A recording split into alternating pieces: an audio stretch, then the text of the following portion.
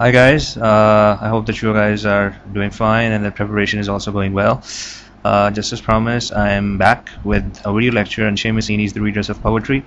After much deliberation, I've decided to deliver this lecture in Urdu because of obvious reasons. So without further ado, let's kick off Seamus Heaney's The Readers of Poetry. I'm going to be covering it from the NKM book, so please, wherever you are, whatever you're doing, just go and grab your NKM book and open up on the table of contents.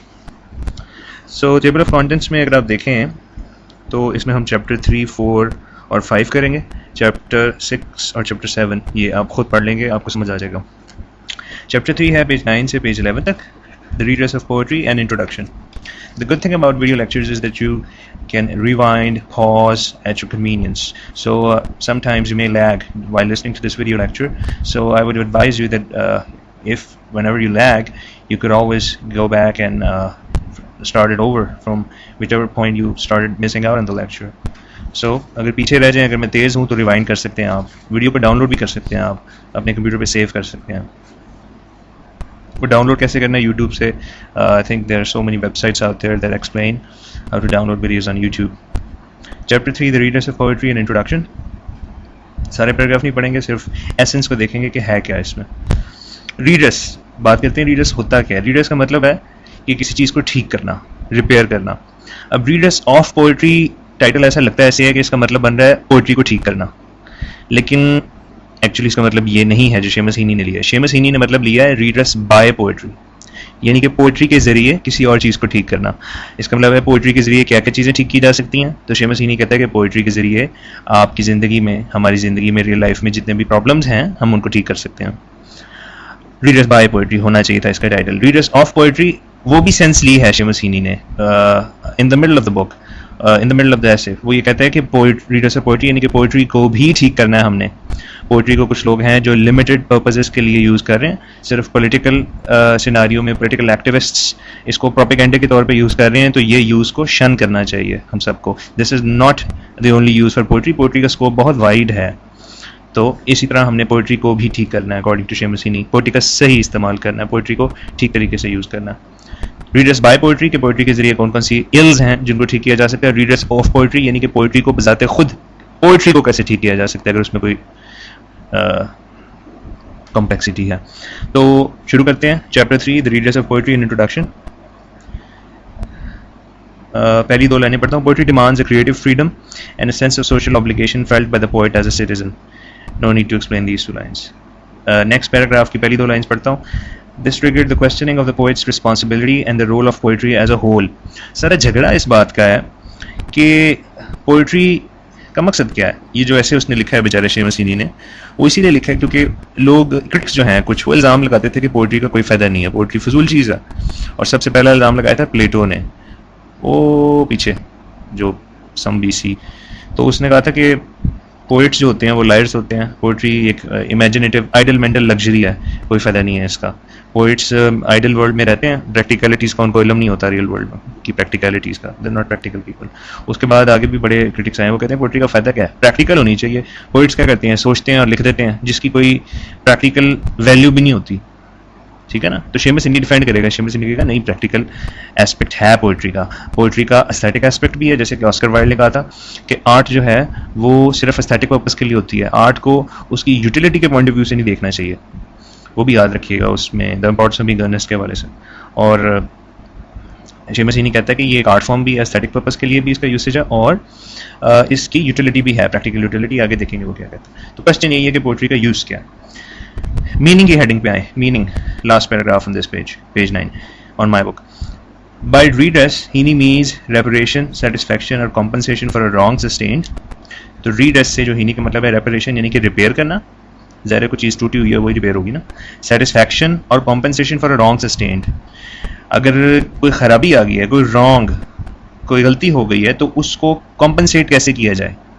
ठीक है. और the loss resulting from this, या अगर उस wrong के नतीजे में कोई लॉस इनकर कर लिया आपने तो उस लॉस को रेमेडी कॉम्पनसेट कैसे किया जाए. तो फिर रीडर्स ऑफ पोइट्री का मतलब क्या हुआ कि वर्ल्ड में जितनी भी चीज़ें ख़राब हैं अकॉर्डिंग टू सेमस हीनी, रीड्रेस पोइट्री कैसे उन इल्स को कर सकती है, कैसे उन इश्यूज़ को रिपेयर या कॉम्पनसेट कर सकती है, उन इश्यूज़ के रॉन्ग्स को. बहुत सारे प्रॉब्लम्स हैं वर्ल्ड में, उनको ठीक कैसे कर सकती है ये। और फिर रीडर्स की दूसरी, ये तो रीडर्स बाय पोइट्री होगा ना, रीडर्स ऑफ पोइट्री, ये पोइट्री को बजाते खुद कैसे ठीक किया जा सकता है, सही किस्म की पोइट्री क्या होती है, वो भी वो आगे चल के बताएगा कि पोइट्री को प्रोपेगेंडा ही नहीं बन जाना चाहिए, पोइट्री का स्कोप बहुत वाइड है।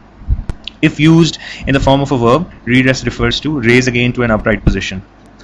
अगर readers को verb की form में use करें तो readers का मतलब है कि अगर कोई चीज़ जो है वो tilted है, it is not in an upright position, to set it up in an upright, यानी कि सीधा करना का मुराद ये है ठीक करना।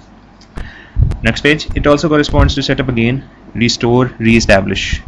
No need to explain, simple. It is a course where something unhindered yet directed can speed ahead into its full potential. अब ये बात है, ये जो आर्टिकल चैप्टर 3 में पढ़े हैं ना, ये सिर्फ छोटा सा इंट्रोडक्शन है कि रीडर्स ऑफ पोएट्री का मतलब क्या है। जो एक्चुअल आर्टिकल है ना उसकी हम समरी देखेंगे चैप्टर 4 और चैप्टर 5 में। तो ये इसमें जो भी हम पढ़ रहे हैं ये जस्ट आपको एक इंट्रोडक्शन है, this is not sufficient but it is a course where something unhindered yet directed can speed ahead into its full potential. तो रीडर्स का एक और मतलब शेन मसीनी ले रहा है कि एक ऐसा रास्ता जिस पे समथिंग अनहिंडर्ड, यहाँ पे समथिंग का मतलब लिख लीजिए इननेट कैपेसिटी। मैंने टेक्स्ट पढ़ा है उसमें समथिंग की जो इम्प्लीकेशन शेन मसीनी यहाँ पे नोट कर रहा है वो है इनेट कैपेसिटी।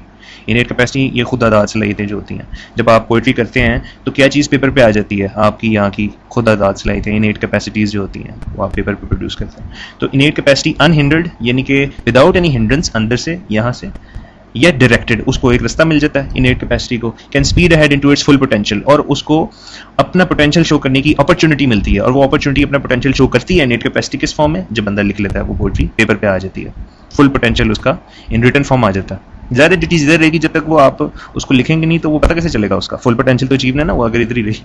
ठीक है। If we discuss readers in the light of the readers of poetry, it comes to represent the duty of the poet to be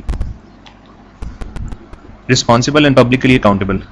तो रीडर्स का ये भी है कि जी पोइट्री को यूज़ करते हैं क्या क्या चीज़ें ठीक कर सकता है दुनिया में। It includes the duty of the poet to restore, reestablish the dignity of poetry and remove and correct the false notions about poetry.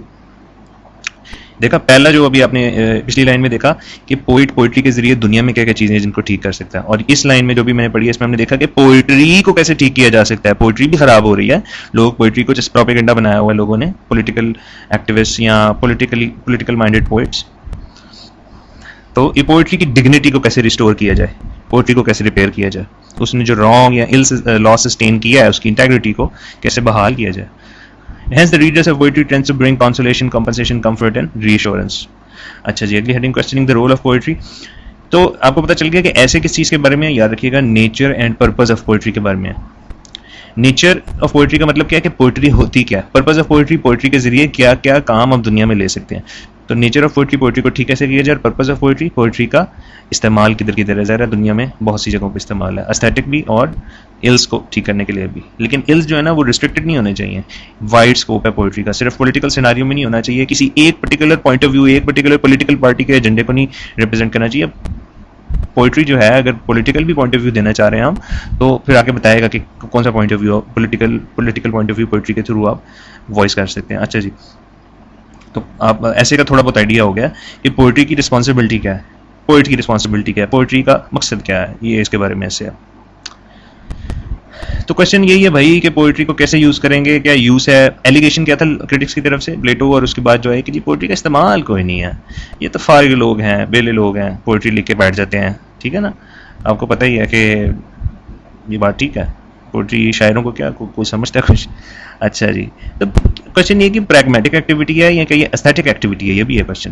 क्या एस्थेटिक का मतलब ये होता है बस ये सिर्फ इसकी खूबसूरती के लिए, जैसे ऑस्कर वाइल्ड ने कहा था कि जी art is only for art's sake, ये सिर्फ एक एस्थेटिक एक्टिविटी है, सिर्फ खूबसूरती की जो सेंस है आदमी की उसको सेटिस्फाई करने के लिए, इसका कोई इस्तेमाल नहीं है। ये नहीं कर सकते कि आप इसको बस लिख दिया, आप इसको बेच के तो इसको कोई काम कर लो, या आपने लिख दिया ये जी इससे मशीन बन जाएगी, आपने पोइम लिख दी अब ये कंप्यूटर बन जाएगा इससे।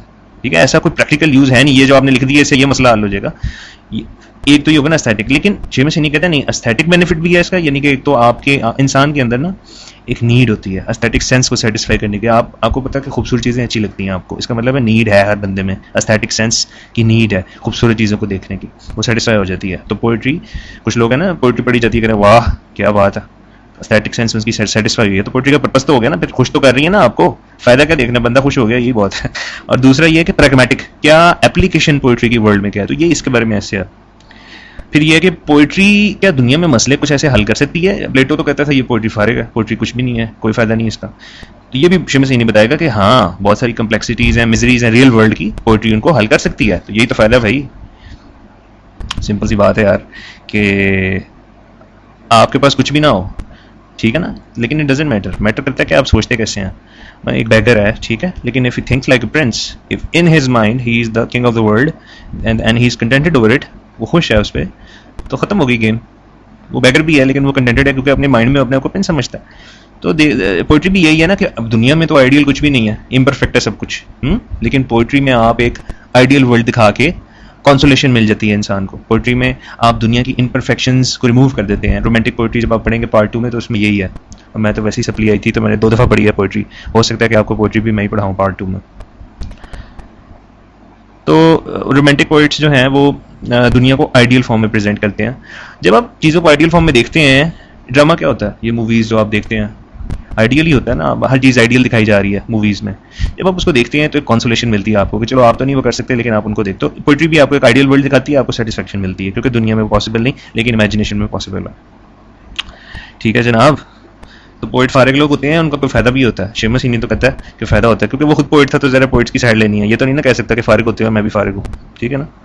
अच्छा जी, शेमस इनी का स्टाइल बड़ा अच्छा है। इसमें शेमस इनी एक क्रिटिक का पॉइंट ऑफ वैसे बता रहा हूँ, शेमस इनी एक क्रिटिक का पॉइंट ऑफ व्यू देता है कि जी इस क्रिटिक ने ये एलिगेशन लगाई थी, जैसे प्लेटो की ये एलिगेशन थी, एक हैटलर की बात करेगा उसकी एलिगेशन थी, उसके बाद उसका आंसर देता है, ठीक है। यानी कि थीसिस देता है पहले किसी क्रिटिक का, उसका फिर एंटीथेसिस देता है, यानी कि आर्गुमेंट पहले किसी क्रिटिक का देता है फिर उसका क्रॉस आर्गुमेंट देता है, ये याद रखिएगा वर्ड्स।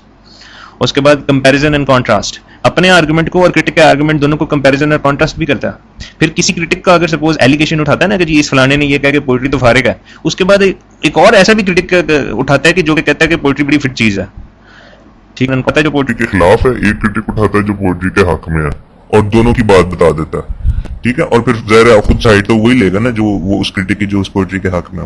कंपैरिजन एंड कॉन्ट्रास्ट मैंने पोस्ट भी की थी फेसबुक पे, देख लीजिएगा, दोनों में फर्क होता। अच्छा जी, तो भाई लोग मसला ये है सारा जिस पे शेमस इनी ने ये लिख दिया है कि पोइट्री का फायदा क्या, ठीक है।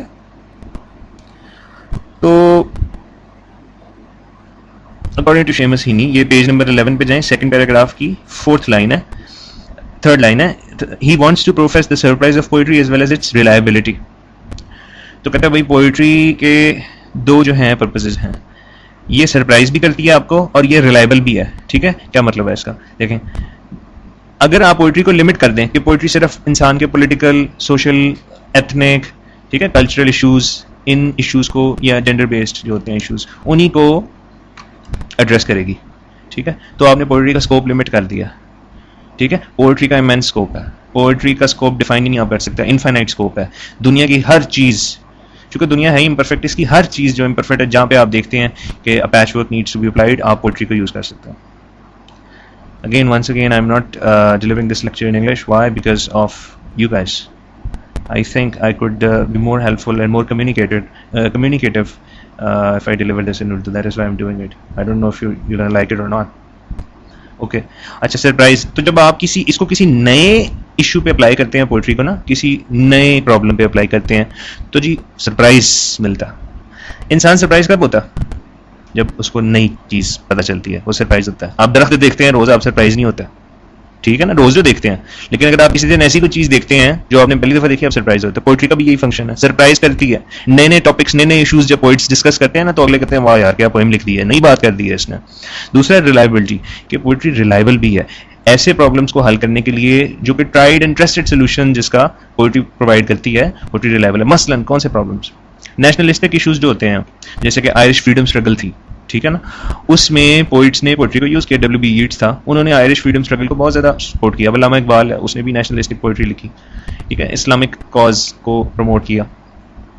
तो जी जनाब, इसका मतलब है पोइट्री पॉलिटिकल इश्यूज़ को अब ये हबीब जालवियाँ, वो फैज़ अहमद फैज़ वगैरह, पॉलिटिकल इश्यूज़ को पोइट्री सॉल्व करने में बड़ी मदद देती है, इनविगरेटिंग होती है, आपको पता है पोइट्री, तो पॉलिटिकल इश्यूज़ को प्रमोट करने में काफ़ी है, तो यानी कि प्रोपेगेंडा के तौर पर भी आप पोइट्री को यूज़ कर सकते हैं। लेकिन शेमस नहीं कहते ये इसका सिर्फ यही मकसद नहीं है, फिर पोइट्री देखें कंफर्ट भी देती है, सॉलेस भी देती है, आपकी एस्थेटिक्स एंड सेटिस्फाई करती है, तो ये रिलायबल यूजेज हैं, रिलायबिलिटी यानी कि जो चले कारतूस का मतलब कहना मकसद ये है कि ये ऐसे प्रॉब्लम्स हैं कि पोइट्री ट्राइड एंड टेस्टेड है, पता है आपको कि ये रिलायबल है, इन मसलों को हल करने के लिए पोइट्री रिलायबल है, ठीक है ना, पोइट्री करामत है, पता है, प्रूवन ये ऐसे इश्यूज हैं जिनकी सोल्यूशन पोइट्री के पास है। और सरप्राइज जब पोइट्री किसी नए इशू को सॉल्व करती है, किसी नए टॉपिक को डिस्कस करती है, तो दोनों है, यानी कि तो फिर पोइट्री का स्कोप लिमिटेड हुआ अनलिमिटेड। अगर आप पोइट्री को सिर्फ उन्हीं मसलों के हल के लिए मुख्तसर कर दें या रिस्ट्रिक्ट कर दें जो कि मसले पोइट्री ने पहले सॉल्व किए हैं और नए मसले टच ना करें, यानी कि पोइट्री का सिर्फ रिलायबल यूज देखें, रिलायबल, तो फिर तो इसका मतलब है आपने पोइट्री का स्कोप लिमिटेड कर दिया, वो जो 10 मसले हैं वही सारी जिंदगी सॉल्व करेगी। लेकिन जब आप सरप्राइज का पर्पस डाल देते हैं ना पोइट्री का, इसका मतलब है पोइट्री का पोटेंशियल अनलिमिटेड है, कोई कभी भी नया मसला, नया टॉपिक पोइट्री डिस्कस कर सकती है, तो स्कोप तो अनलिमिटेड हुआ ना भाई। अच्छा जी, लास्ट 2 पैराग्राफ्स बहुत इंपॉर्टेंट है, पढ़ लेते हैं इनको। The readers of poetry means redefinition of what poetry is. अब ये रीडर्स ऑफ पोइट्री यहाँ पे इसका मतलब ये है पोइट्री को ठीक कैसे करना है। पोइट्री को लोगों ने सिर्फ प्रोपेगेंडा बना दी है, वो कहता है भाई ऐसा ना करो, लिमिट ना करो, एक ही पॉलिटिकल पार्टी का स्टांस आप पोइट्री करो, कंप्लीट पिक्चर दिखाओ, पोइट्स को ये कहता है, ये सही पोइट्री होती है। और फिर वो सही पोइट्री में फिजिकल इमोशन, इंसान को थ्रिल मिलती है रीडर को, वो सही पोइट्री। अच्छा जी, complete redefinition of what poetry, poetry को ठीक करना है, डिफाइन करना है पोइट्री होती है। रीडर्स बाय पोइट्री, ये था रीडर्स ऑफ पोइट्री।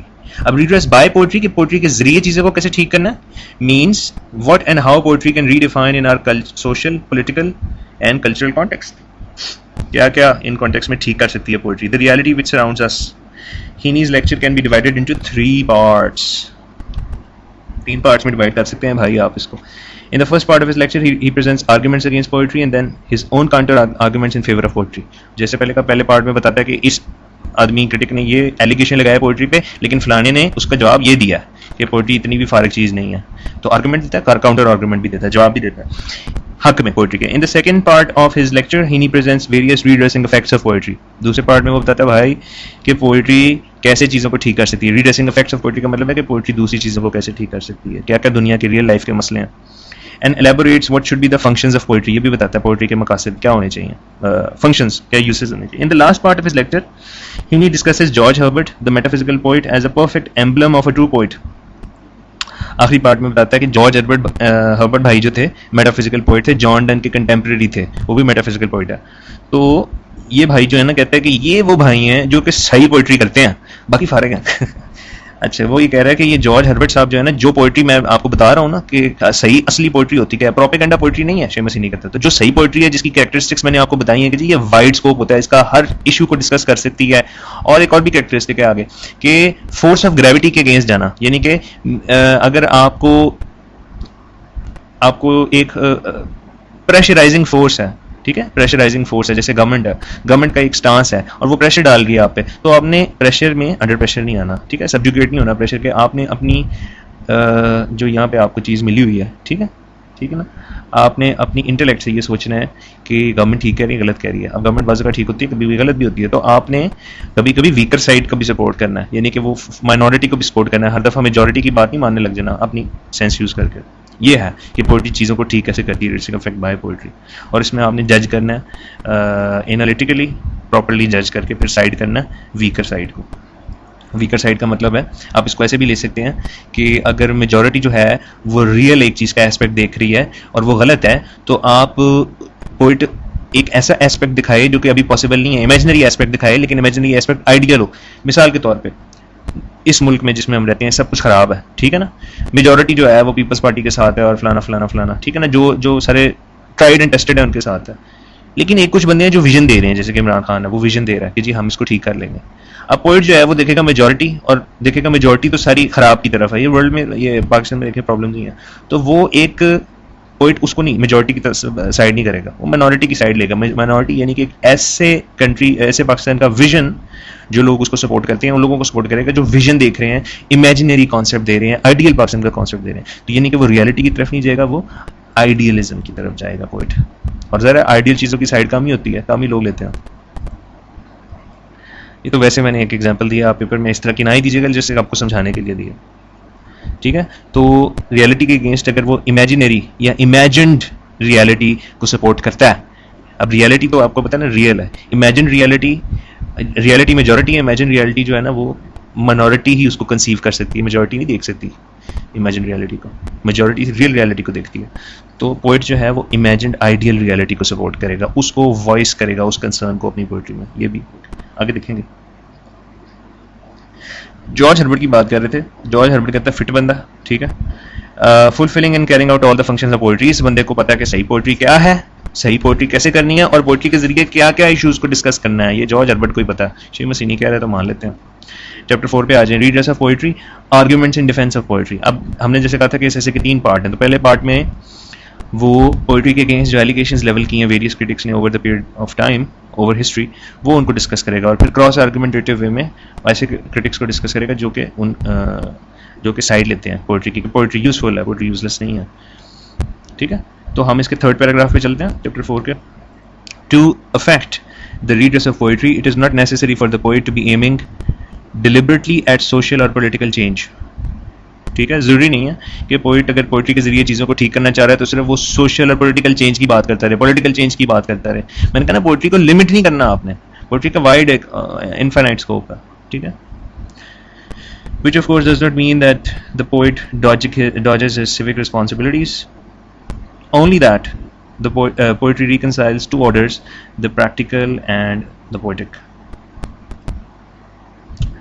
पोइट्री जो है 2 ऑर्डर्स को रिकनसाइल करती है, 2 ऑर्डर्स, 2 निज़ाम, प्रैक्टिकल यानी कि रियल वर्ल्ड का, रियलिस्टिक, और पोइटिक का मतलब है एक्सप्रेस, इमेजिनरी, एक्सप्रेसिव, इनको रिकनसाइल करती है। सिंपल सी बात है, पोइट्री बात करती है ऐसी इमेजिनरी चीज़ की जो कि रियलिटी के साथ कन्फॉर्मिटी में हो, रियलिटी के साथ कोऑर्डिनेट्स मिलते हैं उसके। यानी कि पोइट अगर आपको एक इमेजिनरी वर्ल्ड दिखाता है ना, होप देता है, आइडियल चीज़ बताता है, तो वो एलियंस की बात नहीं कर रहा होता, वो दुनिया की ही चीज़ों के जो फ्लॉज हैं, इम्परफेक्शंस हैं, इनको रिमूव करके आपको एक आइडियल पिक्चर दिखाता है कि ऐसे नहीं होना चाहिए था जैसे दुनिया में हो रहा है, ऐसे होना चाहिए था। आइडियल विजनरी पिक्चर देता है दुनिया की ही चीज़ों की, वो मार्स या जुपिटर की बात नहीं करता, ठीक है। तो इसका मतलब ये है कि रिकनसाइल करता है इमेजिनेशन को रियलिटी के साथ, रिकनसाइल करता है, यानी कि पोइटिक ऑर्डर को, पोइटिक ऑर्डर यानी कि इमेजिनेटिव ऑर्डर, एक्सप्रेसिव ऑर्डर, उसको रिकनसाइल करता है प्रैक्टिकल ऑर्डर, रियल ऑर्डर के साथ। Hope I have conveyed the essence of it. The former teaching us how to live, the latter how to live more abundantly. ठीक है, तो भाई issue सारा यही है कि भाई पोइट्री का यूज़ क्या है इंसान की लाइफ में, ठीक है। हिनी का स्टाइल क्वेश्चन आ सकता है आपको, शेमस हिनी का प्रो स्टाइल पहले भी बताया, कंपैरिजन एंड कॉन्ट्रास्ट बड़ा यूज़ करता है इसमें, क्रॉस आर्गुमेंटेशन यूज़ करता है इसमें, ठीक है।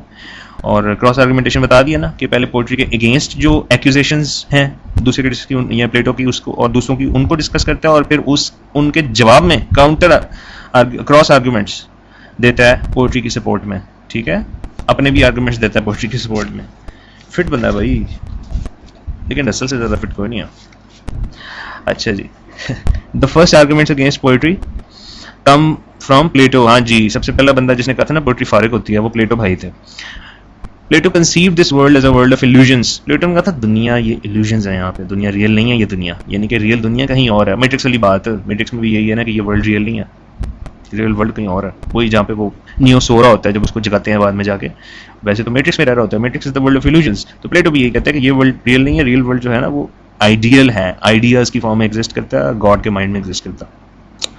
The world we live is an imperfect copy of the ideal.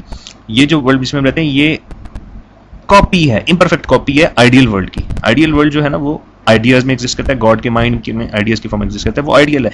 ये रियल वर्ल्ड आइडियल नहीं है, इम्परफेक्ट है। आपको भी पता है बहुत सारी इम्परफेक्शंस हैं, चीज़ें ऐसे जैसे होनी चाहिए थी वैसे नहीं है, प्रॉब्लम्स हैं, इश्यूज हैं, सफरिंग है, मिजरीज हैं ह्यूमन बीइंग्स की।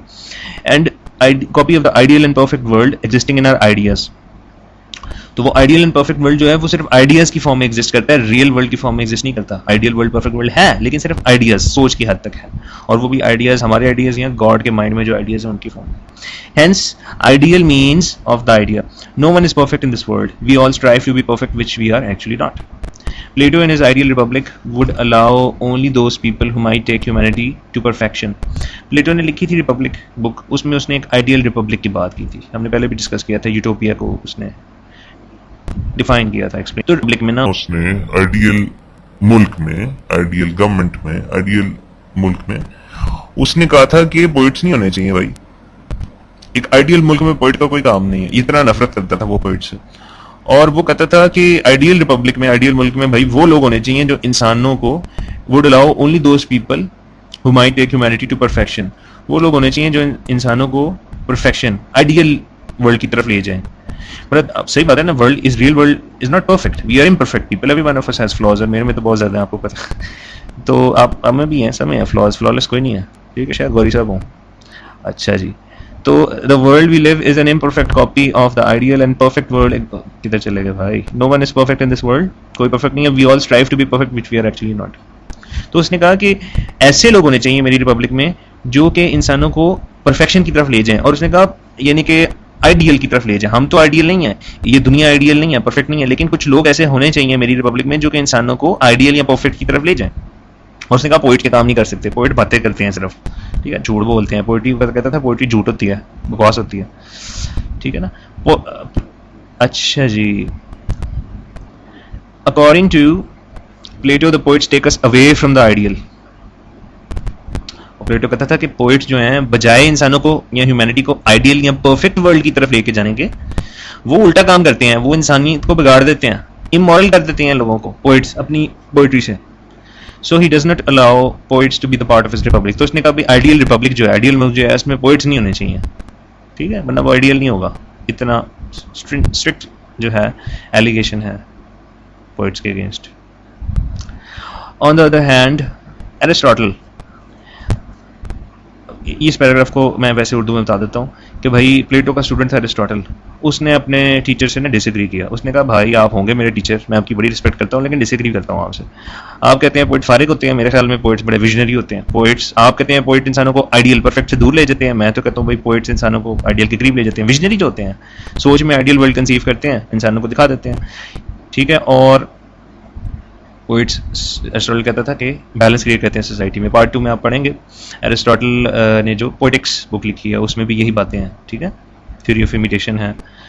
अच्छा जी, अगला पैराग्राफ भी ज़बानी देख लें उर्दू में, कि वो कहता है एरिस्टोटल की जी कथारसिस करते हैं पोइट्स। कथारसिस ये होता है कि परगेशन, इंसान में जो नेगेटिव इमोशंस होते हैं उनको एक चैनल मिल जाता है, वो जब आपके when they flow out of the body through poetry, तो एक रिलीफ मिलता है इंसान को, कथारसिस होता है। प्योरीफाई ह्यूमन माइंड, इंसान का जहन पाक हो जाता है, ठीक हो जाता है, पोइट्स सही काम करते हैं।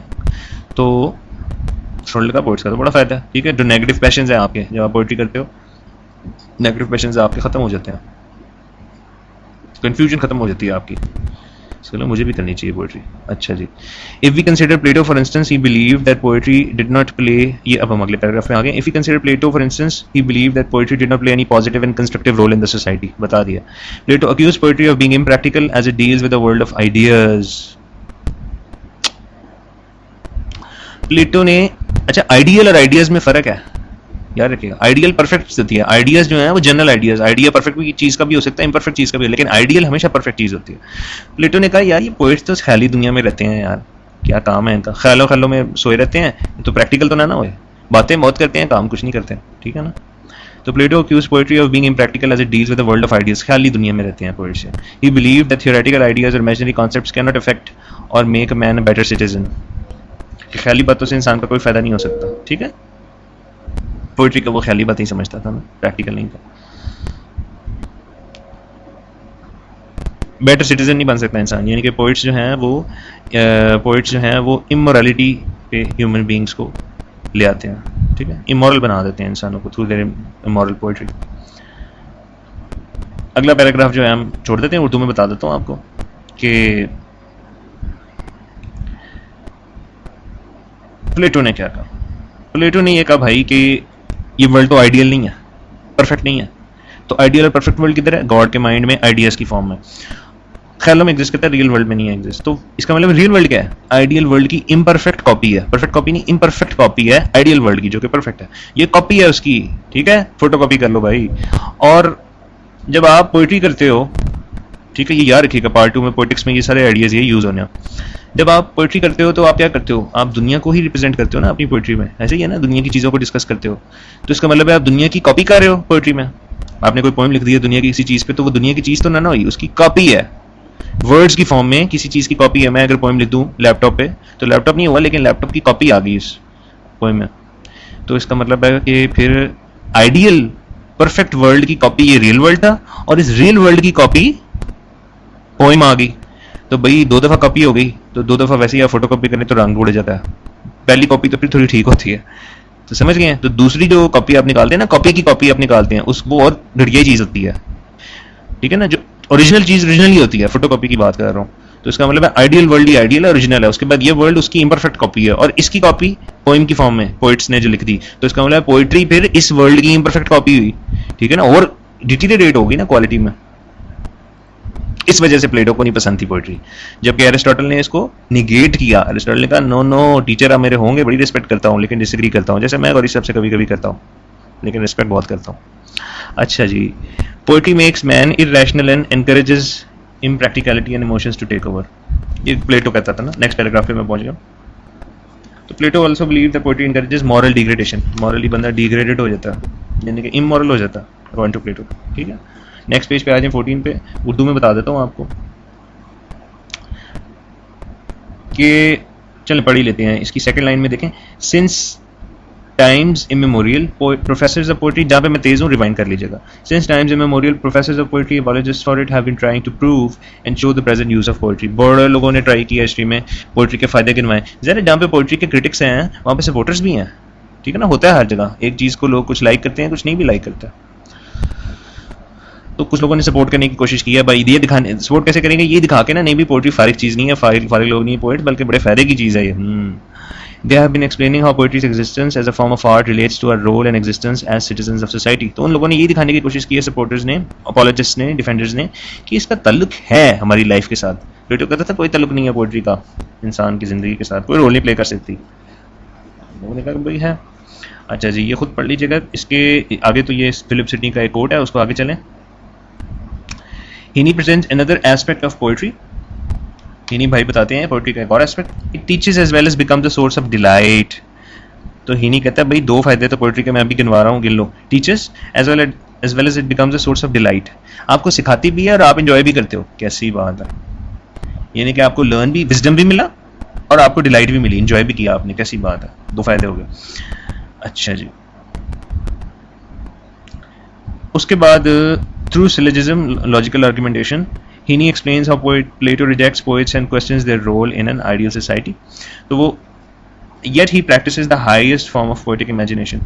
अब ये logical argumentation के जरिए वो बताता है, Heaney कहता है कि अगरचे प्लेटो रिजेक्ट कर देता है ना पोइट्स को, and questions their role in an ideal society. प्लेटो कहता है कोई फायदा नहीं पोइट्स का, क्या फायदा है, आइडियल सोसाइटी में कोई रोल नहीं, निकाल दो इनको रिपब्लिक से। लेकिन Heaney कहता है लॉजिकल आर्गुमेंटेटिव में Heaney कहता है कि भाई प्लेटो साहब तो बड़े अगेंस्ट है पोइट्स के, और प्लेटो साहब कहते हैं कि पोइट्स जो है ना वो इमेजिनरी वर्ल्ड में रहते हैं, ठीक है, ख्याली दुनिया में रहते हैं ना, इमेजिनेटिव आइडियाज होते हैं, आइडियाज, वर्ल्ड ऑफ आइडियाज में वो रहते हैं, रियल वर्ल्ड की बात नहीं वो करते हैं, आइडियल तक नहीं, परफेक्शन तक इंसान को नहीं लेके जा सकते, ख्याली बातें करते हैं, आइडियाज ही होते हैं, आइडियाज हेल्प नहीं करते इंसान को। तो Heaney कहता है yet he practises the highest form of poetic imagination to conjure up the idea of the ideal world. Plato against तो बहुत है, रिजेक्ट करता है, क्रिटिसाइज करता है पोएट्स सर पोएट्री को। क्यों? क्योंकि प्लेटो समझता है कि ये आइडियाज ख्याली दुनिया में रहते हैं। लेकिन प्लेटो जब आपको कॉन्सेप्ट देता है आइडियल वर्ल्ड का, प्लेटो कहता है ना कि ये दुनिया तो इम्परफेक्ट कॉपी है किसकी, वो परफेक्ट वर्ल्ड की, जो कि आइडियाज ख्यालों की फॉर्म में एग्जिस्ट करता है गॉड के माइंड में। तो प्लेटो तो खुद ख्यालों की बात करना शुरू हो गया। ओरिजिनल वर्ल्ड, परफेक्ट वर्ल्ड, वो किधर है? ये दुनिया नहीं है, वो परफेक्ट वर्ल्ड है, world of ideas, sorry perfect world है, आइडियाज की फॉर्म में एग्जिस्ट करता है गॉड के माइंड में, तो वो भी तो आइडियाज ही हुए ना। तो फिर प्लेटो पोइट्स को क्यों यानी कि झाड़ पे लाता है? पोइट्स अगर ख्यालों की बातें करते हैं, ख्याली बातें करते हैं, तो भाई आप ये जो आइडियल वर्ल्ड, प्लेटो भाई आप जो आइडियल वर्ल्ड की बात कर रहे हो कि नहीं ये दुनिया नहीं ठीक है, और आइडियल वर्ल्ड है, वो है फिर दुनिया, तो भाई वो दुनिया किधर एग्जिस्ट करती है? वो भी ख्यालों में एग्जिस्ट करती है ना, तो आप भी ख्याली बातें कर रहे हो। तो पोइट्स को तो ना डांटो अगर वो ख्याली इस दुनिया के बारे में ख्याली बातें करते हैं, आप तो किसी और परफेक्ट वर्ल्ड की बारे में ख्याली बातें कर रहे हो, ठीक है ना।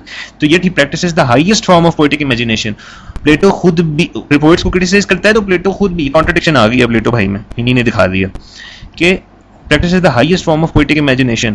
प्लेटो खुद भी पोएटिक इमेजिनेशन को यूज करता है, पोएट्स को क्रिटिसाइज वन हैंड पे कर रहा है, दूसरी तरफ पोएटिक इमेजिनेशन को खुद यूज कर रहा है। वो पोएटिक इमेजिनेशन जो पोएट्स यूज करते हैं उसी का सहारा ले रहा है to conjure up the idea of the ideal world. Ideal world, perfect world का आपको कॉन्सेप्ट देने के लिए प्लेटो पोएटिक इमेजिनेशन यूज कर रहा है, जो काम पोएट्स करते हैं।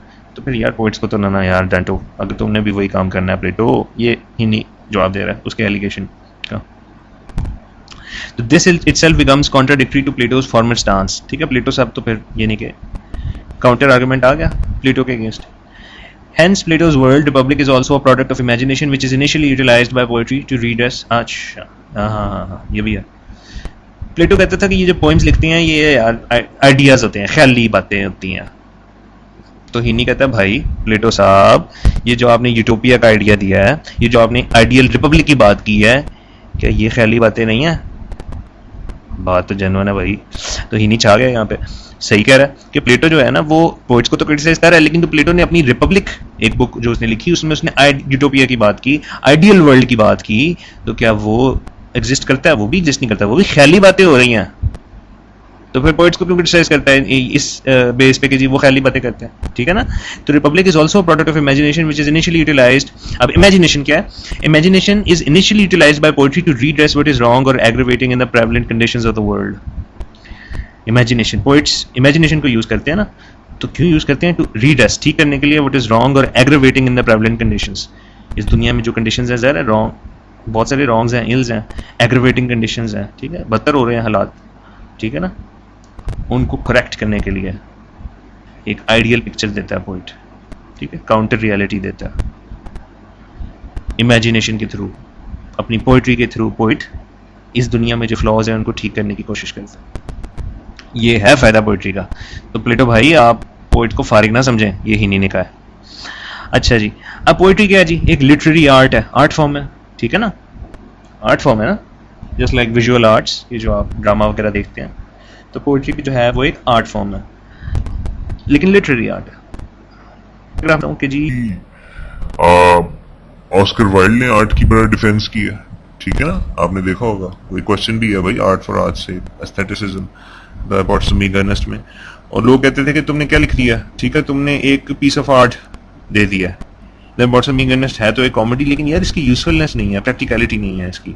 तो उसने कहा भाई art should be for aesthetic purpose. ये सिर्फ आप एस्थेटिक पर्पस के लिए, जब हमने कैरेक्टर एनालिसिस किया था तो हमने देखा था कि वो जो क्या नाम है, Algernon, he is the embodiment of aestheticism, ठीक है, उसके नजदीक सिर्फ खूबसूरती सब कुछ है, और ऑस्कर वाइल्ड भी वैसा ही था। तो उसने साइड लिया आर्ट की। लोग कहते थे आर्ट फारिग है, उसने कहा भाई आर्ट फारिग नहीं है, आर्ट का मकसद है, लेकिन उसका मकसद प्रैक्टिकल नहीं होना चाहिए, उसका मकसद होता है एस्थेटिक एस्पेक्ट को हाईलाइट करना, ठीक है। तो he said that life should imitate art because art presents ideal life. ये मैंने क्वेश्चन भी दिया था टेस्ट में शायद, और बच्चों को पता है इस चीज़ का कि एरिस्टोटल ने क्या कहा था, आर्ट इमिटेट्स लाइफ। एरिस्टोटल ने कहा था कि आर्ट में आप इस वर्ल्ड को इमिटेट, कॉपी करते हो, और उसने कहा था कि वर्ल्ड, उसने भी कहा था एरिस्टोटल ने कि वर्ल्ड आइडियल नहीं है, वर्ल्ड में फ्लॉज हैं, इम्परफेक्ट है, लेकिन उसने कहा था आर्ट आइडियल की तरफ ले जाती है इंसान को। प्लेटो ने कहा था आर्ट आइडियल चीज़, परफेक्ट चीज़ की तरफ नहीं लेके जा सकती ह्यूमैनिटी को। एरिस्टोटल ने कहा नहीं भाई, नहीं ले जाती है, आर्ट में आइडियल चीज़ें आ सकती हैं, क्योंकि आर्ट ख्याली चीज़ है, ख्याल में आप परफेक्ट चीज़ बना सकते हो, ख्याल में आप उड़ सकते हो हवाओं में, आगे ना परफेक्ट चीज़ रियलिटी में नहीं है पॉसिबल। तो आर्ट आपको आइडियल लाइफ दिखा सकती है।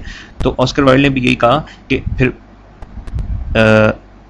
क्या उसे कहते हैं, वेटी चीज़ कौन सी हुई, यानी कि इनमें से वाइडर स्कोप किस चीज़ का हुआ, बेहतर कौन सी चीज़ हुई, सिंपल, रियल वर्ल्ड के आइडियल वर्ल्ड। रियल वर्ल्ड में तो भाई आप उड़ नहीं सकते, कुछ लोग चल भी नहीं सकते, आइडियल वर्ल्ड में तो भाई आप उड़ के जो है ना 1 सेकंड में पूरी दुनिया कवर कर सकते हैं ख्यालों में। इसका मतलब है कि आइडियल वर्ल्ड आइडियल है, परफेक्ट है, ख्यालों में सही लेकिन परफेक्ट वर्ल्ड है। तो आइडियल वर्ल्ड को रियल वर्ल्ड की कॉपी करनी चाहिए या रियल वर्ल्ड को आइडियल वर्ल्ड की कॉपी करनी चाहिए? भाई सिंपल सी बात है, स्ट्रेट, सचिन तेंदुलकर को मेरी बैटिंग की कॉपी करनी चाहिए या मुझे सचिन तेंदुलकर की बैटिंग की कॉपी करनी चाहिए? ठीक है, जरा जो बेहतर है वो तो घटिया की कॉपी नहीं ना करेगा। आप 2 स्टूडेंट है चीटिंग कर रहे हैं, तो जो माठा है आप तो उसकी कॉपी नहीं करोगे, माठा जो बेहतर है उसकी कॉपी करेगा ना, बेहतर की। तो इसका मतलब है बेहतर कौन सा है, आइडियल वर्ल्ड, फ्लॉड कौन सा है, रियल वर्ल्ड। तो रियल वर्ल्ड को चाहिए, हम लोगों को चाहिए कि आर्ट की कॉपी करें। आर्ट, ऑस्कर वाइल्ड ने कहा था आर्ट कॉपी नहीं है रियल वर्ल्ड की, आर्ट तो आइडियल चीज बता रहा है, दुनिया में तो आइडियल चीज कोई है ही नहीं, परफेक्ट चीज है ही नहीं, आर्ट तो आपको परफेक्ट चीज दिखाती है, तो आर्ट कैसे कॉपी होगी इस वर्ल्ड की? एरिस्टोटल ने कहा था कि आर्ट कॉपी है इस वर्ल्ड की, लेकिन ऑस्कर वाइल्ड का life should imitate art.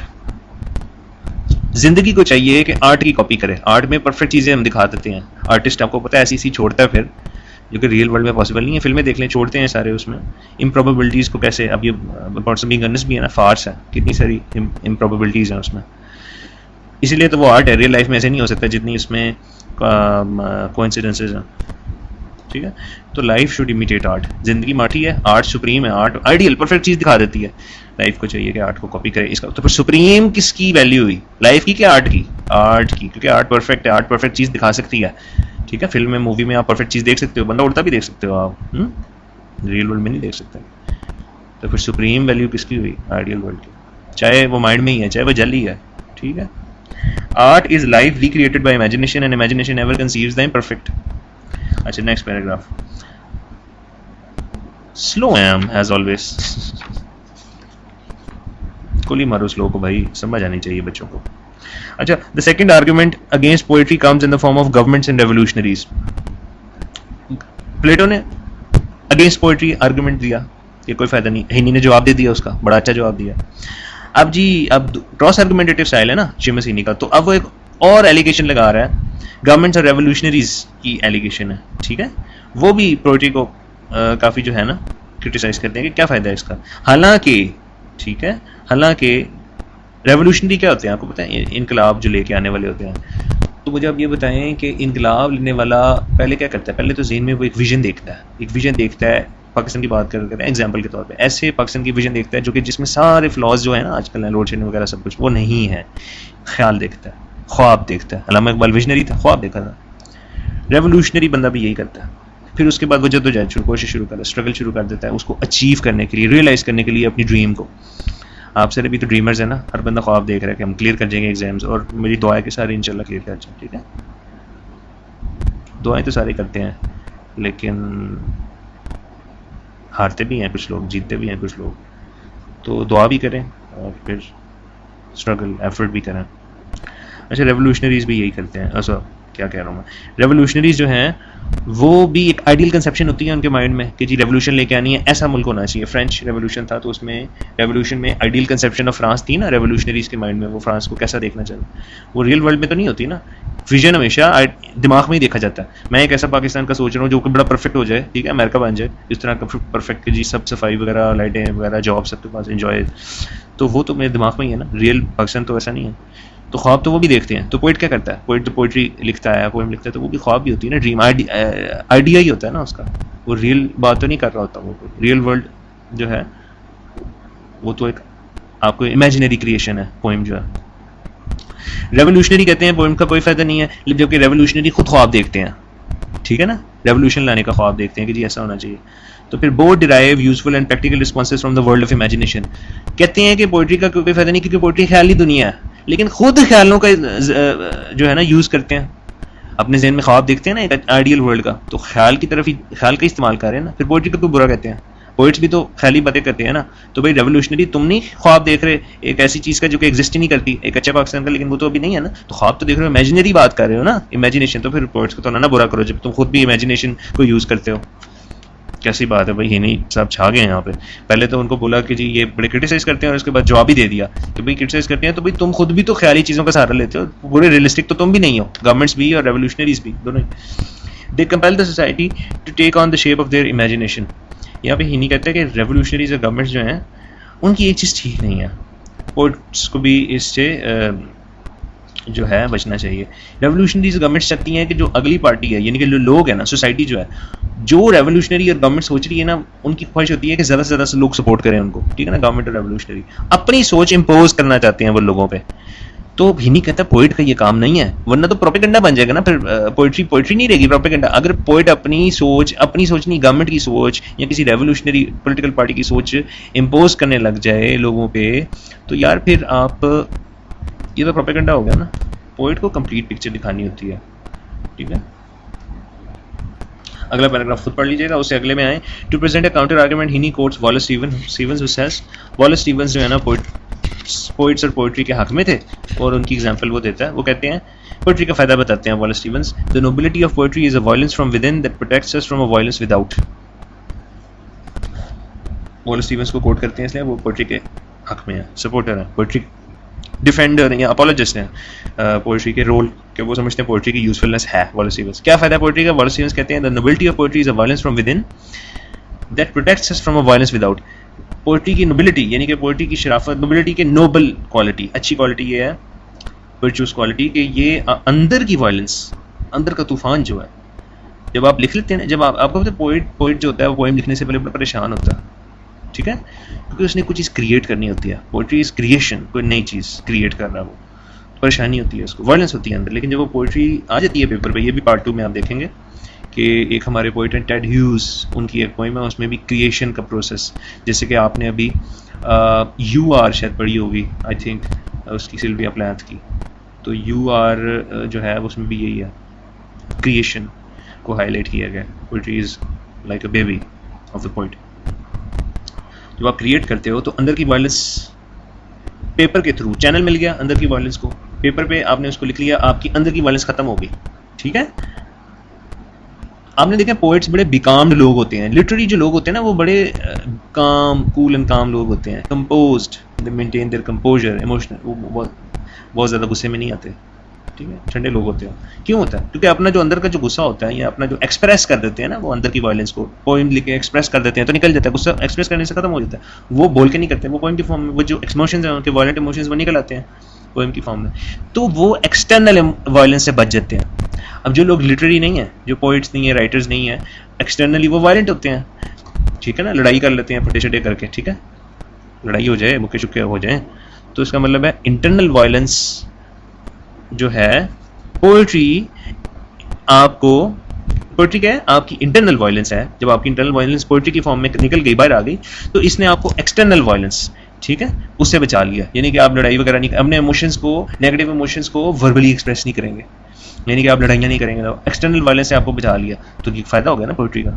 External violence, लड़ाई वगैरह, पोइट्स इसका मतलब कूल एंड काम होते हैं ना, अंडरस्टैंड करते हैं, ठीक है, बहुत ज़्यादा ओवर इमोशनल नहीं होते वो। फायदा आ गया पोइट्री का, वॉलेस स्टीवंस ने दिया, ही नहीं सपोर्ट कर रहा है इसको। अच्छा, आगे हम अगले पैराग्राफ में देखेंगे अब एक और एलिगेशन। अब प्लेटो की देखी, गवर्नमेंट्स एंड रेवोल्यूशनरीज की देखी, अब पोइट्री के अगेंस्ट तीसरी एलिगेशन हैकलर साहब ने दी। हैकलर एक एडजेक्टिव, सॉरी एक नाउन है जिसका मतलब है, हैकलर ये है कि वो बंदा जो कि एक बंदा, सपोज एक बंदा है जो कि बोलना चाह रहा है, हैकलर उस बंदे को बोलने का मौका ही नहीं दे रहा। मौका देना चाहिए ना। हैकलर जो है वो तनकीद बराए तनकीद, criticises for the sake of criticism, ऐसे ही उठा के बस कहता मैंने बोलने नहीं देना, और स्पीकर को अनसेटल करने की कोशिश करता है, ये हैकलर है, ठीक है। तो हैकलर, आप इसको ऐसे सोच लें कि हैकलर बस एक ऐसा बदजुबान आदमी जो कि बोल ही जाएगा अगले को बोलने का मौका ही नहीं देगा। तो हैकलर भी जो बतूनी लोग हैं वो ये कहते हैं कि पोइट्री का क्या फायदा है, ठीक है। हैकलर फिर ये है कि पढ़ें अगला, The revolutionaries and governments compel the society to revolt physically to bring about a change. Revolutionaries जो इनकलाब लाना चाहते हैं, गवर्नमेंट्स ये कंपेल करते हैं सोसाइटी को कि रेवोल्यूशनरी कंपेल नहीं करते सोसाइटी को कि आओ उठ खड़े हो, इनकलाब बर्पा करते हैं। Compel the society to revolt physically, physical revolt पे आ जाओ, जो सड़कों पे आ जाते हैं।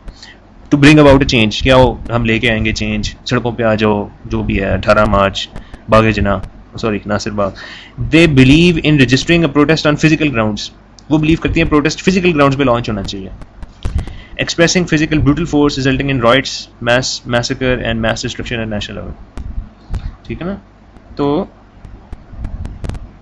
गवर्नमेंट और रेवोल्यूशनरीज बिलीव करते हैं कि अगर आपने कोई चेंज लेके आना है तो आप क्या करेंगे, फिजिकल एक्शन, डायरेक्ट एक्शन आप लेंगे, ठीक है, डायरेक्ट एक्शन आप लेंगे। हैकलर क्या कहता है? हैकलर कहता है वही जो बोले जो अगले को बोलने ना दे, बिला वजह क्रिटिसाइज करे, ठीक है ना, कंफ्यूज करने की कोशिश करे किसी बोलने वाले को। वो ये कहते हैं पोइट्री का कोई फायदा नहीं है, क्योंकि हैकलर कहते हैं सही जो है ना, वो अगर आपके एक्सरबेटिंग सिनारियो है, एग्रेवेटिंग सिनारियो है, बड़ा सोशल इल्स हैं, तो उनको ठीक करने के लिए पोइट का क्या काम है? पोइट तो पोइम लिख के भाग जाता है। सही काम तो वो है जो प्रोटेस्ट कर रहे हैं, सड़कों पे निकल आए हैं लोग। हैकलर ये कह रहा है। तो हैकलर कह रहा है कि जो डायरेक्ट एक्शन ले रहे हैं ना लोग, जो सड़कों पे आ गए हैं, वायलेंट प्रोटेस्ट शुरू कर दिया, वो ठीक है, रेवोल्यूशनरीज और गवर्नमेंट्स ठीक है, पोइट नहीं ठीक। पोइट क्या करता है? पोइम लिख के भाग जाता है, वो तो एक एक्शन ही ना ले रहा। फिर प्लस ये है कि हैकलर कहता है कि पोइट को अगर पोइम भी लिखनी है तो वो हमारी साइड ले, सही इनकलाबी पोइट्री, रेवोल्यूशनरी पॉलिटिकल थीम्स पे लिखे। तो हिन्नी जवाब उसका ये देता है, हिन्नी कहता है यार अगर तुमने पॉलिटिकली पोइट्री को पॉलिटिकल पे स्फीयर में रिस्ट्रिक्ट कर दिया तो पोइट्री तो ना रही, फिर पोइट्री और प्रोपेगेंडा में क्या फ़र्क हुआ? ये कह के वो जवाब देता है कि पोइट्री सिर्फ पॉलिटिकल एक्सपेक्ट्स को एक्सप्रेस करने के लिए नहीं बनी, पॉलिटिकल इश्यूज। पोइट्री बहुत इन्फिनिट स्कोप है, हर चीज़ को डिस्कस कर सकती है, लिमिट ना करो ना इसको। In short, the revolutionaries governments deem it to give an expression to the violence from within in the form of external violence. Wallace Stevens ने कहा था कि इंटरनल वायलेंस निकल आती है, एक्सटर्नल वायलेंस नहीं करता बंदा। अब रेवोल्यूशनरीज गवर्नमेंट्स कहती हैं कि पोइट फारिग लोग हैं, आप इंसान को क्या चाहिए, रेवोल्यूशनरीज गवर्नमेंट्स कहती हैं कि आपने ठीक करना है ना हालात को, तो इंटरनल वायलेंस को बाहर लेके आओ, पोइम की फॉर्म में नहीं, एक्सटर्नल वायलेंस की फॉर्म में, यानी कि फिजिकल एक्शन की फॉर्म में, डायरेक्ट एक्शन, डंडे वगैरह तोड़ो चीज़ें, ठीक है। तो वायलेंस फ्रॉम विद इन को बाहर ले आओ इन the form of external violence, ये वो चाहते हैं, और इसलिए ये रेवोल्यूशनरी गवर्नमेंट्स पोइट्स के अगेंस्ट एलिगेशन लगाती हैं, उनसे खुश नहीं है, ठीक है, क्रिटिसाइज करते हैं, रिजेक्ट करते हैं उनको ही नहीं। जबकि वॉलेस स्टीवंस ने कहा था कि इंटरनल वायलेंस पोइट्री ऐसी है कि ये आपको एक्सटर्नल वायलेंस से बचाती है, ठीक है, मार धार लड़ाई डायरेक्ट एक्शन से या किसी एक खास पॉलिटिकल पॉइंट ऑफ व्यू की साइड लेने से। ही नहीं advocates the grandeur of poetry as an outward expression itself which, आगे लिख लें, डज नॉट, मिसिंग है यहाँ पे, which does not exhibit external violence. तो ही नहीं advocates the grandeur of poetry as an outward expression, he नहीं कहता पोइट्री भी एक्सप्रेशन है, आउटवर्ड एक्सप्रेशन है, पेपर पे जब आप लिख दिया पोइट्री आपने बोल दी है, लेकिन it does not exhibit external violence, external violence exhibit नहीं करती, यही तो नोबिलिटी है पोइट्री की। एक्सटर्नल वायलेंस वो कहता है अच्छी चीज़ तो नहीं है, ठीक है। तो अगला पैराग्राफ ज़बानी बता देता हूँ कि भाई एक्सटर्नल वायलेंस आपको पता है मार धाड़ और डंडे वगैरह, तो गवर्नमेंट रेवोल्यूशनरीज कहती हैं एक्सटर्नल वायलेंस होनी चाहिए, डायरेक्ट एक्शन होना चाहिए, तोड़ देंगे, ये कर देंगे। पोइट्री में भी आप अपना प्रोटेस्ट रजिस्टर कर सकते हो, जरूरी नहीं कि आप डंडे लेके बाहर चल जाओ, लेकिन वो प्रोटेस्ट जेंटलमैनली प्रोटेस्ट होगा, नॉन वायलेंट प्रोटेस्ट होगा। तो ये नहीं कहता ये ठीक है प्रोटेस्ट नॉन वायलेंट वे में, ठीक है ना, बजाय कि आप डंडे लेके बाहर चले जाओ। फिर प्लस ये है कि पोइट्री करके वो एक्सटर्नल वायलेंस से बच जाते हैं पोइट्स। नेक्स्ट पेज पे आ जाए, पहला पैराग्राफ छोड़ दें, स्पेस 16 पे दूसरा पैराग्राफ देखें। हाँ, अब हैकलर की बात आ रही है, पहले मैं बता चुका हूँ। Another allegation against poetry comes from a heckler. Heckler क्या होता है? प्रोपेगेंडिस्ट, जो प्रोपेगेंडा करता है, ठीक है, अपनी बात बस बोली जाता है। ट्रबल मेकर, तंग करता है, ठीक है। फ्रॉम द ग्रुप ऑफ रू बारबेरियंस, रू बारबेरियंस का मतलब है नॉइज मेकर्स। तो हैकलर भी नॉइज मेकर ही है, शोर ही मचाता रहता है, बस कहता है मेरी सुन लो, मेरी सुन लो, ठीक है ना। ये नहीं कि आप हैकलर कहना चाह रहा है पोइट को, हैकलर चाहता है कि पोइट्री उस जो वो कह रहा है ना, हैकलर कह रहा है, बस पोइट को चाहिए कि उसी की बात मान ले, अपना ज़मीर कॉन्शियस नहीं यूज़ करे। ये कोई बात है यार? जैसे कि एक पॉलिटिकल पार्टी है गवर्नमेंट के, भाई जो हम चाह हम ही ठीक है, तो पोइट सारे जो है ना, बस जो हम कह रहे हैं ना वही सोच रखें, हमसे डिसएग्री ना करें, ये तो गलत है ना बात। कॉन्शियस यूज़ करने पे पाबंदी लगा दी है हैकलर ने। अच्छा, he cries against the mystification of art. Mystification को होता है, मतलब होता है स्ट्रेंज बना देना आर्ट को। एब्स्ट्रैक्ट आर्ट, आपको पता है एब्स्ट्रैक्ट आर्ट की समझ ही नहीं आती, मिस्टिफाइड होती है। मिस्टिफिकेशन ऑफ आर्ट मतलब भी लिखा है मिस्टिफिकेशन का कि make it uncertain, ambiguous, hence leading to a general confusion. Mystification हमने मुश्किल बना देना। आर्ट हो सकता है ऐसी पेंटिंग्स आपने देखी होंगी या ऐसी पोइम जो समझ ही नहीं आती, मिस्टिफिकेशन है ना, समझानी पड़ती है टीचर को। तो वो कहता है कि यार ये हैकलर कहता है इतनी मुश्किल पोइम ने लिखनी है, सिंपल यार 2 लाइनें लिखो पोइट्री में, प्रोपेगेंडा करो पोइट्री में, 2 लाइनें लिखो भी इमरान खान को सपोर्ट करना है, बात खत्म होगी। इतनी मुश्किल पोइट्री जॉन एशबरी वगैरह और ये वो क्या पढ़ा रहे हो तुम? ये हैकलर कहता है। हैकलर कहता है बात कोई भी पोइम होनी चाहिए पॉलिटिकल, बस बात करो उसमें और अपना प्रोपेगेंडा करो। ये नहीं कहता यार तुम पोइट्री को क्यों प्रोपेगेंडा बना रहे हो?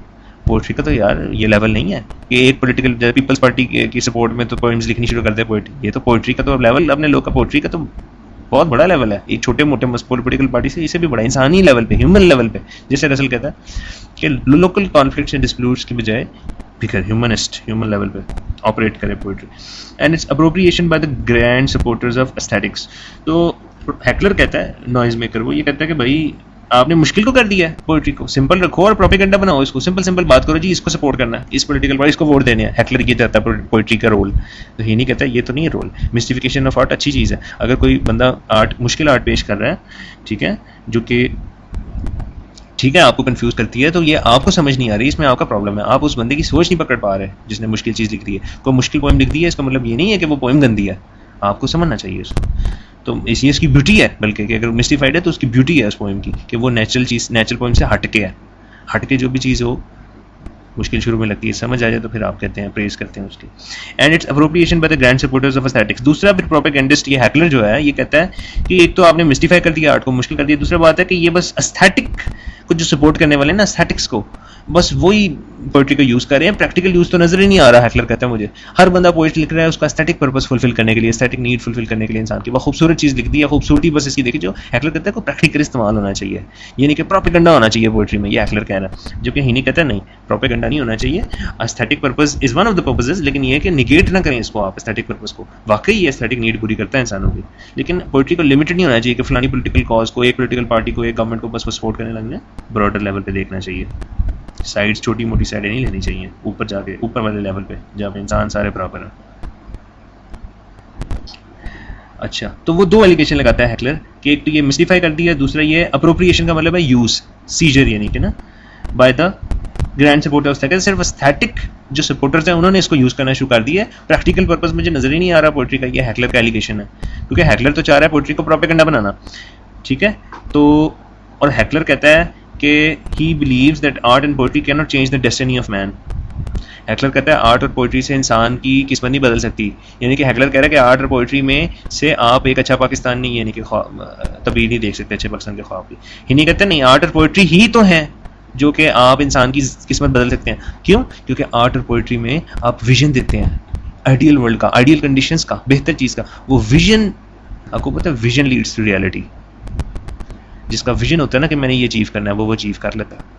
सोच पहले आती है, चीज़ बाद में बनती है भाई। सोचते आप पहले हैं कि मैंने ये अचीव करना है, वो अचीव आप बाद में करते हैं, विजन पहले आता है। तो वो कहते हैं नहीं, ही नहीं कहता नहीं आप गलत कह रहे हो, art and destiny poetry can change the destiny of man. ये भी अब देखें, उसने एलिगेशन लगाया, इसने उसको रिबट कर दिया, क्रॉस आर्गुमेंटेटिव वे आ गया ना हिंदी का। अच्छा, आगे नेक्स्ट पैराग्राफ में देखिए, ये द डेस्टिनी से पहले लिख दें अकॉर्डिंग टू हैकलर, लिख लें आपकी आसानी के लिए। According to heckler the destiny of man actually presents itself in political terms. Heckler कहता है कि इंसान की जो किस्मत है उसको ठीक करना है ना, इंसान की किस्मत को, इंसानों की ज़िंदगी को ठीक करना है, तो भाई पॉलिटिकल को, पोइट्री को महदूद कर दो पॉलिटिकल सब्जेक्ट्स के लिए, बस सियासी बातें की जाएँ पोइट्री में, क्योंकि सियासत से ही आप किसी मुल्क की तकदीर बदल सकते हैं। हैकलर कहता है पोइट्री को लिमिट कर दो सिर्फ सियासी मौजूआत के लिए, सियासी पॉलिटिकल पार्टीज़ की सपोर्ट के लिए। ही नहीं कहता ऐसा ना करो यार, वरना पोइट्री प्रोपेगेंडा बन जाएगी। पोइट्री बहुत अजीम चीज़ है, प्रोपेगेंडा नहीं बनना पोइट्री को। पोइट्री हर तरह की चीज़ें डिस्कस करेगी, लिमिट ना करो उसका रोल। नेक्स्ट पैराग्राफ में देखें, तो हैकलर क्या कहता है, पोइट्री का स्कोप नैरो नहीं है बल्कि वाइड है। सॉरी, ही नहीं कहता है पोइट्री का स्कोप नैरो नहीं है बल्कि वाइड है। और दूसरा ये कि आप किसी एक आध हैकलर कहता है ना, एक आध पॉलिटिकल पार्टी, जरा जिस पॉलिटिकल पार्टी को हैकलर सपोर्ट करता है वो तो यही चाहेगा ना कि पोइट्री भी उसी पॉलिटिकल पार्टी की फेवर में लिखी जाए, वही उसी को ठीक समझेगा हैकलर, ठीक है ना। जो बंदा पीपल्स पार्टी को सपोर्ट करता है वो पोइट से यही चाहेगा कि सारी poets political party People's Party की सपोर्ट में लिखें। तो ये अपना ही नहीं कहता कि यार ये पार्टियाँ नीची सोच है, इंसानों के लेवल पे देखना चाहिए, फ्री ऑफ ऑल बाइसेस, हर तरह के biases, ethnic, religious biases, social biases, cultural biases, सारे बाइसेस से हट के कि जी ये पॉलिटिकल पार्टी थे, वो पॉलिटिकल पार्टी ऊपर वाले लेवल पे आओ, ऊपर। मैं इसीलिए तो कहता हूँ ना कि आपको बड़ी दफ़ा कहा कि सिंधी पंजाबी पठान से ऊपर क्या है, पाकिस्तानी, ठीक है। और पाकिस्तानी, इंडियन, इरानियन, अमेरिकन, इनसे ऊपर क्या है, इंसान। सारे इंसान है ना, जितने भी जिस मुल्क में भी रहें, ह्यूमन लेवल पे देखें। अच्छा जी,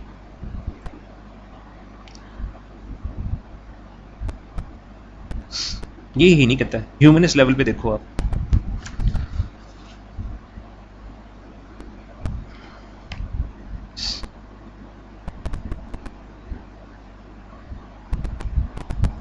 अच्छा जी, तो हैकलर, अच्छा ये अब आ गया ना इंस्टेड, हाँ, according to heckler the destiny of man actually presents itself in political terms. Heckler चाहता है बस जो भी पोइट्री हो वो पॉलिटिकल इश्यूज़ को ही प्रमोट करे, किसी खास पॉलिटिकल पार्टी की सपोर्ट में होनी चाहिए, क्योंकि इंसान की किस्मत तो पॉलिटिक्स ही बदल सकती है ना, सियासत से ही इंकलाब आता है, हैकलर कहता है। तो सियासी बातें होनी चाहिए पोइट्स में, इन्हीं से इंसान की किस्मत बदल सकती है, और कोई मसला डिस्कस नहीं होने चाहिए पोइट्री में। ही नहीं कहता नहीं ऐसा ना करो, प्रोपेगेंडा ना बनाओ पोइट्री को, पोइट्री के मसले लाता तो नहीं, इन्फिनाइट होने चाहिए, लिमिट ना करो। नेक्स्ट पैराग्राफ पे आ जाए,